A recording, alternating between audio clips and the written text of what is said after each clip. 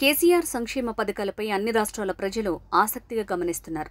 దేశవ్యాప్తంగా ప్రజల ఆశలు తీర్చడం కోసం బీఆర్ఎస్ పార్టీని జాతీయ పార్టీగా మార్చి విస్తరిస్తాం, రైతు రాజ్యం తీసుకురావటమే మా లక్ష్యం అనే డాంబీకాలు పలికినోళ్లు ఇప్పుడు అడ్రస్ కనిపించటం లేదు.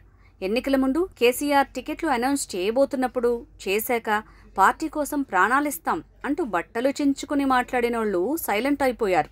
అంతేకాదు ఎక్కడా ఎవరికీ కనిపించటం లేదు. పొద్దు పొడిస్తే జనం కోసం కష్టపడుతున్నట్టు హడావుడి చేస్తూ మీడియాకు తెగ ఫోజులు ఇచ్చేవారు, సోషల్ మీడియాలో హోరెత్తించేవాళ్లు ఇప్పుడు ఎక్కడున్నారో, ఏం చేస్తున్నారో వారి అనుచరులకే తెలియని పరిస్థితి.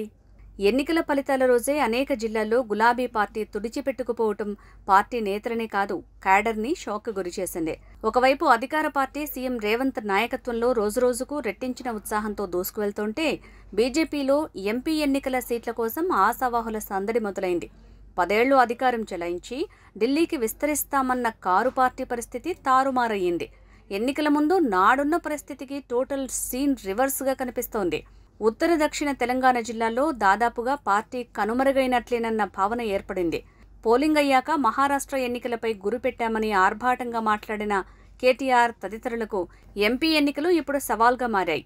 అధికార కాంగ్రెస్తో పాటు బీజేపీలో కూడా ఎంపీ సీట్ల కోసం అప్పుడే పోటాపోటీ ప్రయత్నాలు సాగిస్తుండగా, 10 ఏళ్లు తెలంగాణలో తిరుగులేని అధికారం చెలాయించిన బీఆర్ఎస్ పూర్తిగా చతికిలబడిపోయి చేతులెత్తేసేందుకు రెడీ అవుతోంది.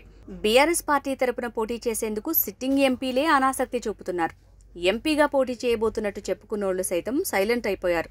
నేతల్లోనే కాదు, క్యాడర్లో సైతం ఎంపీగా గెలుస్తామనే కాన్ఫిడెన్స్ మచ్చుకైనా కనిపించని పరిస్థితి. ఇప్పుడున్న సిట్టింగ్ స్థానాల్లో గెలవటం మాటేమో గానీ ఓడిపోవటం పక్కా.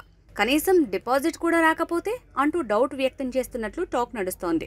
పరిస్థితిని బట్టి జాతీయ రాజకీయాల్లోకి వెళ్లి ఢిల్లీ నుంచి చక్రం తిప్పుతానన్న కేసీఆర్ సొంత రాష్ట్రంలోనే ఓటమితో అవమానం భరించలేక ఫామ్ హౌస్కు వెళ్లిపోగా, గాయాల పాలై నందీనగర్లోని పాత ఇంట్లో చేరారు.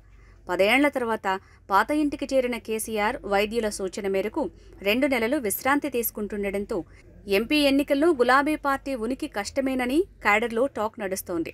మహారాష్ట్రలో పోటీ సంగతేమో గానీ బీఆర్ఎస్ను మింగేయటానికి కాంగ్రెస్, బీజేపీలు ఎలాంటి ప్రయత్నాలు చేయకపోయినా నేతలంతా ఒకరికి తెలియకుండా మరొకరు పార్టీ గోడ దూకేందుకు సిద్ధమవుతున్న పరిస్థితి కనిపిస్తోంది. ఒకవైపు కాంగ్రెస్, బీజేపీలో ఎంపీ ఎన్నికల్లో పోటీ చేయటానికి ఆశావాహుల సంఖ్య పెరిగిపోతోంది.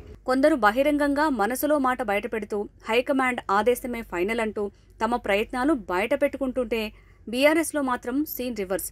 ఎమ్మెల్యే టికెట్ల కోసం తీవ్రంగా ప్రయత్నించి విఫలమైన ఎంపీగా పోటీ చేస్తామన్న వాళ్లే కాదు, మేము సైతం కేసీఆర్ ఆదేశిస్తే జాతీయ రాజకీయాల్లో అంటూ కామెంట్లు చేసిన వారు ఇప్పుడు నోరు మెదపటం లేదు.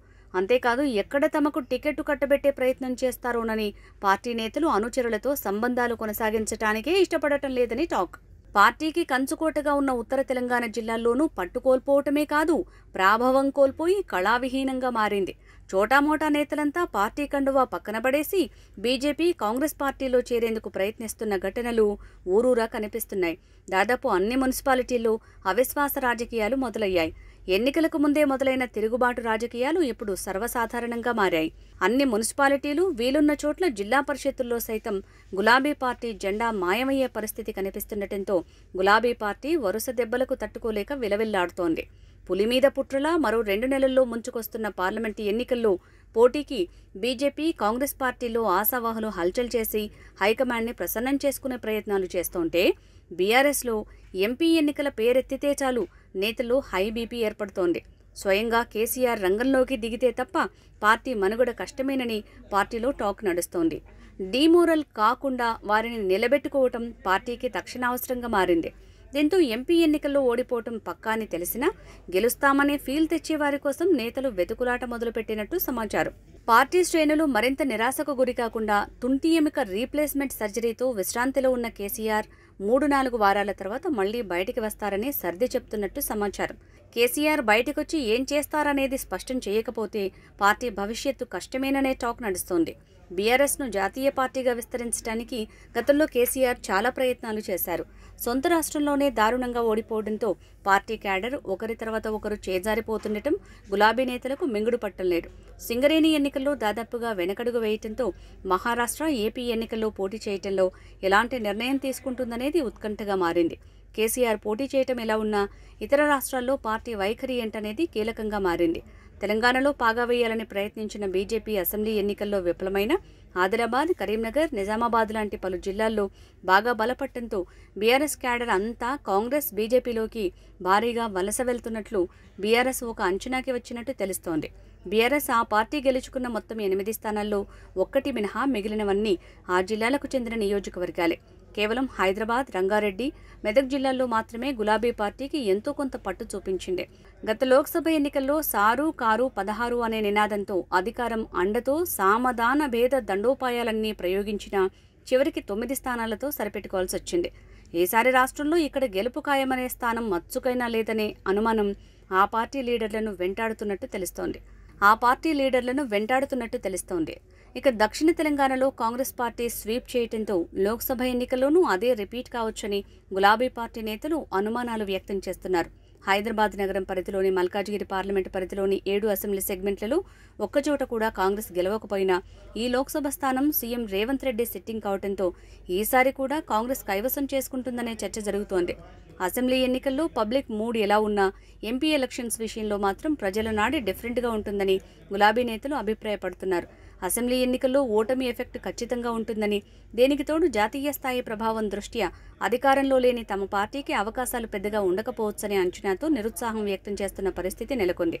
పార్టీ క్యాడర్లో నిరాశను గమనించిన కేటీఆర్, హరీష్ రావు పార్టీ యాక్టివ్గా కనిపిస్తున్నప్పటికీ పార్టీ శ్రేణుల్లో మాత్రం తిరిగి పూర్వ వైభవం వస్తుందనే ధీమా మచ్చుకనే కనిపించడం లేదు. కేసీఆర్ స్వయంగా రంగంలోకి దిగితే కొంత మార్పు కనిపిస్తుందేమోనని నిట్టూర్పు విడుస్తున్నారు.